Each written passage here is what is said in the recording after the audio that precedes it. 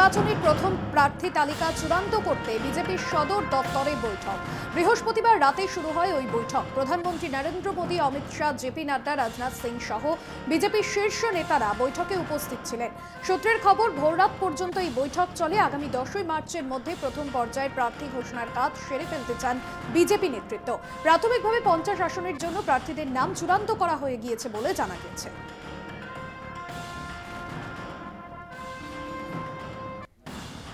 পাখির চোখ লোকসভা ভোট 2024 বাংলায় জিততে মরিয়া বিজেপি। এই আবহে আজ বঙ্গ সফরে প্রধানমন্ত্রী নরেন্দ্র মোদী। দলীয় কর্মীদের মনোবল বাড়াতে বঙ্গ সফর। দিল্লি থেকে দুর্গাপুর বিমানবন্দরে নেমে একের পর এক কর্মসূচিতে যোগ দেবেন মোদী। আজ রাতে রাজভবনেই থাকবেন তিনি। শনিবার কৃষ্ণনগর, পানাগড়, গয়ার বেশ কিছু কর্মসূচি রয়েছে প্রধানমন্ত্রীর। আজ দুদিনের সফরে বাংলায় প্রধানমন্ত্রী মোদীকে পাবলিসিটি মাস্টার বলে কটাক্ষ তৃণমূল মুখপাত্র শান্তনু সেনের। 2021-এও ডেইলি প্যাসেঞ্জারি করেছিলেন, কোনো ফল হয়নি। তার থেকে শিক্ষা নেয়নি বিজেপি। এবার লোকসভার ভোটেও কোনো লাভ হবে না বলে দাবি শান্তনু সেনের। পাবলিসিটি মাস্টার প্রাইম মিনিস্টার আবার বাংলায় আসছে। 2021 সালের বিধানসভা নির্বাচনের মতো সম্ভবত আবার 2024-এর লোকসভা নির্বাচনকে কেন্দ্র করে তিনি ডেইলি প্যাসেঞ্জারি শুরু করবেন। আসলে দোকান কাটা নির্লজ্জ দলটার নাম হচ্ছে ভারতীয় জনতা পার্টি, যারা মানুষের রায় থেকে শিক্ষা নেয় না। 2021 সালের বিধানসভা নির্বাচনের আগে নরেন্দ্র মোদী, অমিত শাহ থেকে শুরু করে বিজেপির এক ঝাঁক নেতা, মন্ত্রী, সাংসদ, বিধায়ক, বিভিন্ন রাজ্যের মুখ্যমন্ত্রী ডেইলি প্যাসেঞ্জারি করে এসে এখানে 5-7 স্টার হোটেলে থেকে কোটি কোটি টাকা খরচা করে ইলেকট্রনিক প্রিন্ট মিডিয়ার একাংশকে কাজে লাগিয়ে, ইলেকশন কমিশনের একাংশকে কাজে লাগিয়ে, সোশ্যাল মিডিয়াকে কাজে লাগিয়ে মিথ্যা অপপ্রচার করে আপকিবার 200 পার করে বাংলার মানুষের রায়ে তাদেরকে পগার পার করে দিয়েছিল। সেই থেকে তারা শিক্ষা নেয়নি। লোকসভা ভোটের নির্ঘণ্ট প্রকাশের আগেই বঙ্গে বঙ্গে কেন্দ্রীয় বাহিনী। আজই রাজ্যে আসছে কেন্দ্রীয় বাহিনী। প্রথম দফায় 100 কোম্পানি বাহিনী আসছে রাজ্যে, পরে আরো 50 কোম্পানি বাহিনী নামবে বাংলায়।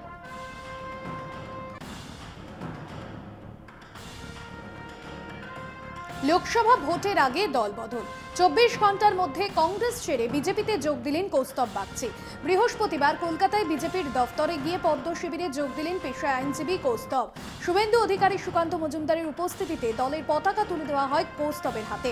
এদিন বিজেপিতে যোগ দিয়ে কৌস্তব বাগচি জানান, বাংলায় প্রদেশ কংগ্রেসের কোনো ভূমিকা নেই, আর তাই ওই দলের সঙ্গে থাকার কোনো অর্থ নেই। তার অভিযোগ, তৃণমূলের প্রতি অনেক নরম মনোভাব নিয়ে চলছে কংগ্রেস। যদিও কৌস্তবের কংগ্রেস ছাড়া নিয়ে খুব একটা আমল দিচ্ছে না হাইকমান্ড। এদিন কৌস্তবের অভিযোগ, সন্দেশখালি নিয়ে প্রধানমন্ত্রী প্রতিক্রিয়া দিতে পারেন, কিন্তু কংগ্রেস তা নিয়ে কোনো প্রতিক্রিয়া দেয়নি। আমার মনে হয়েছে এখানে থাকাটা প্র্যাকটিক্যালি নিজের মর্যাদার সাথে কম্প্রোমাইজ করা, কারণ দিনের পর দিন এই তৃণমূলের প্রতি নরম অবস্থান নিয়ে আর যাই হোক এই রাজ্যে তৃণমূলকে উৎখাত করা যাবে না। তাই আমার মনে হয়েছে কংগ্রেসে থেকে যেই লড়াই, তৃণমূলকে উৎখাত করার যে লড়াই আমরা সকলে চাই, বাংলার একটা বৃহৎ অংশের মানুষ চায় এই রাজ্য থেকে তৃণমূল কংগ্রেসকে উৎখাত করতে, সেই লড়াইটা কংগ্রেসের থেকে সম্ভব না। আমি আজকে যে বিজেপিতে জয়েন করলাম, এদেরকেও এই বিষয়গুলো, দলের একটা বড় অংশের মানুষজন, তাদেরকেও এই বিষয়গুলো ভাবনা চিন্তা করতে হবে। চাওয়া পাওয়ার জায়গা নেই, চাওয়া পাওয়ার জায়গা একটাই, সেটা হচ্ছে এই রাজ্য থেকে অত্যাচারী শাসন ব্যবস্থাকে উৎখাত করা, এবং সেখানে যদি আমার কোনো রকম কোনো ক্ষুদ্র ভূমিকা বা আমার কন্ট্রিবিউশন থাকতে পারে সেই জায়গা থেকে, আর কিছু না। অবশেষে গ্রেপ্তার শেখ শাহজাহান। ইডির হামলার 55 দিনের মাথায় গ্রেপ্তার শাহজাহান। ধৃত শেখ শাহজাহানকে 10 দিনের পুলিশ হেফাজতের নির্দেশ বসিরহাট মহকুমা আদালতে। বুধবার বেশি রাতে মিনাখার বামনপুকুর থেকে তাকে গ্রেপ্তার করা হয়। সোমবার প্রধান বিচারপতি নির্দেশ দেন, শাহজাহানের গ্রেপ্তারিতে কোনো স্থগিতাদেশ নেই। তারপর তৃণমূল মুখপাত্র কুণাল ঘোষ দাবি করেন, 7 দিনের মাথায় শাহজাহানকে গ্রেপ্তার করা হবে। কুণাল ঘোষের মন্তব্যের ঠিক 3 দিনের মাথায় গ্রেপ্তার সন্দেশখালীর বেতাজ বাদশাহ শেখ শাহজাহান। সাত সকালে কোর্ট লকআপে। শেখ শাহজাহানের বিরুদ্ধে খুনের চেষ্টা, হিংসা, সংঘর্ষ ছড়ানো, অস্ত্র আইন, বেআইনি জমায়েত সহ বিভিন্ন ধারায় মামলা। শেখ শাহজাহানকে 10 দিনের পুলিশ হেফাজতে পাঠালো বসিরহাট আদালত। শাহজাহানকে ভবানী ভবনে নিয়ে আসা হয়।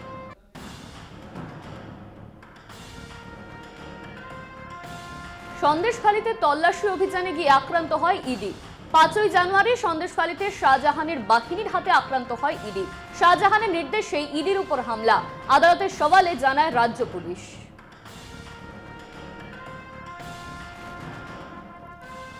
শাহজাহানের আইনজীবীকে কটাক্ষ প্রধান বিচারপতির। আগামী 10 বছর আপনাকে মক্কেলের জন্য খুব ব্যস্ত থাকতে হবে, 4 থেকে 5 জন জুনিয়র রাখতে হবে। এই ব্যক্তির জন্য কোনো সমবেদনা নেই।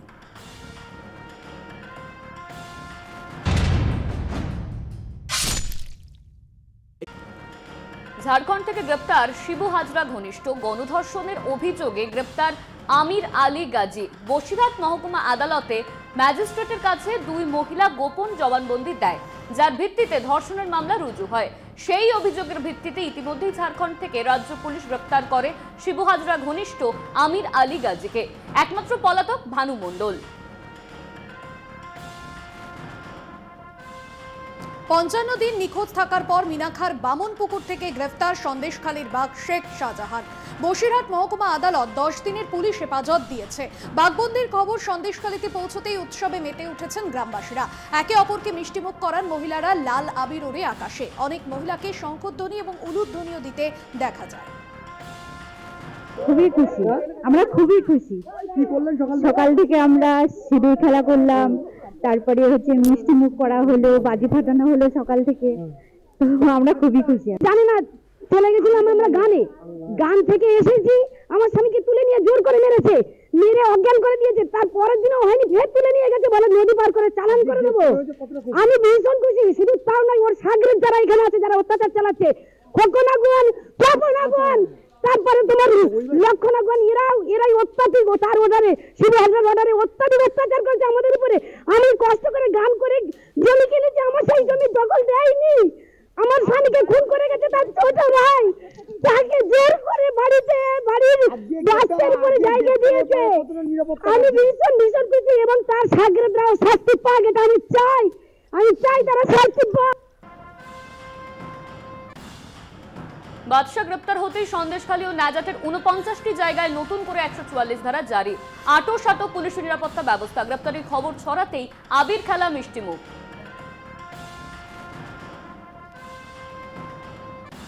শাহজাহানের গ্রেফতারিতেই শেষ নয়, আরো কড়া পদক্ষেপ নেওয়া হবে। সন্দেশখালীর বেতাজ বাদশার গ্রেফতারের কয়েক ঘন্টার মধ্যেই কড়া বার্তা রাজ্যপাল সিভি আনন্দ বোসের গলায়। তিনি বলেন, শাহজাহানের গ্রেফতারিতে সবার চোখ খুলে দিয়েছে। বাংলায় হিংসার সমাপ্তি ঘটাতে হবে, একই সঙ্গে বাংলায় গুন্ডারাজ চলছে বলেও কটাক্ষ করেন রাজ্যপাল। পাল্টা জবাব তৃণমূলে। বহিরাগতরা কবে বাংলায় হামলা চালিয়েছে তার তথ্য তুলে ধরে বোসকে নিশানা করেছেন শাসক শিবির। I have seen in the field and convinced myself that Gunda gangs are there in various parts of Bengal. Like in the olden days of democracy, in nascent days of democracy in England, there were pocket boroughs and the rotten boroughs that is controlled by this kind of people. That cannot happen. We should stand together. That is why I said, as a first step, all the gang leaders can be given an opportunity to surrender voluntarily. If not, the law has to come heavily on them. That is the action plan. This is only a beginning. Now the race is going to be run. That is what we should be prepared for. তিনি আজকে এই কথা বলার আগে, বাংলায় গুন্ডা রয়েছে বলার আগে, তার এটা বলা উচিত যে 2022 সালের 13ই সেপ্টেম্বর নবান্ন অভিযানের নামে মুঙ্গের থেকে কারা গুন্ডা নিয়ে এসেছিল। তার বলা উচিত যে আমরা কালিয়াগঞ্জে দেবশ্রী চৌধুরী, প্রাক্তন কেন্দ্রের মন্ত্রী, তার উপস্থিতিতে কারা বাইরে থেকে গুন্ডা নিয়ে এসে পুলিশের ওপর হামলা করেছিল। তার এটা বলা উচিত কেন্দ্রের স্বরাষ্ট্র দপ্তরের রাষ্ট্রমন্ত্রী নিশীথ বাবুর মদতে বিএসএফের সহযোগিতায় বাংলাদেশ থেকে কারা গুন্ডা নিয়ে এসে তৃণমূলের সদস্য এবং নেতাদের উপর হামলা করেছিল। এর উত্তরটা সবার আগে মহামহিম রাজ্যপালের দেওয়া উচিত, কিন্তু তিনি দেবেন না। তার কারণ তিনি এখানে বসে আছেন বিজেপিকে খুশি করতে। শেখ শাহজাহানের গ্রেপ্তারি নিয়ে পুলিশের বিরুদ্ধে ওঠা অভিযোগ নস্যাৎ করলেন এডিজি দক্ষিণবঙ্গ সুপ্রতিম সরকার। অপপ্রচার করা হয়েছে, এটা ঠিক নয়। আইনি বাধ্যবাধকতা ছিল। আদালতের তরফে স্পষ্ট নির্দেশের পরই পুলিশ জোর কদমে উদ্যোগ নেয়। তল্লাশি চালিয়ে শাহজাহানকে গ্রেপ্তার করা হয় মিনাখা থানার বামনপুকুর এলাকা থেকে। মামলা সম্প্রতি হয়েছিল, যেটার কথা শুরুতে বলেছি 5ই জানুয়ারির কথা, যেখানে আমরা তথ্য প্রমাণ সংগ্রহ করতে পারতাম এবং পরবর্তী পদক্ষেপ করতে পারতাম, সেটাই আমাদের ক্ষেত্রে তদন্তের স্থগিতাদেশ ছিল, তাই জন্য গ্রেফতার করা যায়নি। অথচ সংবাদ মাধ্যমে, আপনাদের চ্যানেলে এবং আরো বিভিন্ন মহল থেকে এটা লাগাতার বলা হয়েছে যে পুলিশ ইচ্ছাকৃতভাবে শেখ শাহজাহানকে গ্রেফতার করছে না। আমি বলতে চাই স্পষ্ট করে, এটা ঠিক নয়, এটা ভুল, এটা অপপ্রচার। আমাদের আইনি বাধ্যবাধকতা ছিল, যেটা স্পষ্ট করে দিয়েছি। দিন দুয়েক আগে যখন মাননীয় উচ্চ আদালতের তরফে স্পষ্ট করে বলে দেওয়া হয় যে গ্রেফতারির উপরে কোনো ধরনের বিধিনিষেধ নেই, তারপর আমরা জোর কদমে তল্লাশি শুরু করি এবং গত রাতে মিনাখা থানার বামনপুকুর অঞ্চল থেকে শেখ শাহজাহানকে আমরা গ্রেফতার করেছি। গ্রেফতার করার পর তাকে বসিরহাট কোর্টে নিয়ে যাওয়া হয়েছে। কিছুক্ষণের মধ্যেই তাকে আদালতে পেশ করা হবে এবং তাকে পুলিশি হেফাজতে নেওয়ার আবেদন জানানো হয়েছে।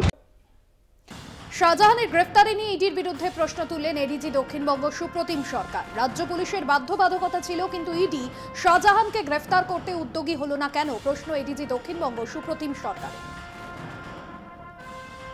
ঠিক আছে, আমাদের উপর আইনি বাধ্যবাধকতা ছিল ঠিক, কিন্তু ইডির উপর সেই আইনি বাধ্যবাধকতা ছিল না। তা সত্ত্বেও তারা কেন শেখ শাহজাহানকে গ্রেফতার করতে উদ্যোগী হননি, সেই প্রশ্নটাও আমার মনে হয় একটু প্রাসঙ্গিক আছে, সেই প্রশ্নটাও ওঠা উচিত। সন্দেশখালীতে গিয়ে উস্কানিমূলক মন্তব্য ও বিভেদ তৈরি না করার আর্জি এডিজি দক্ষিণবঙ্গ সুপ্রতিম সরকারের।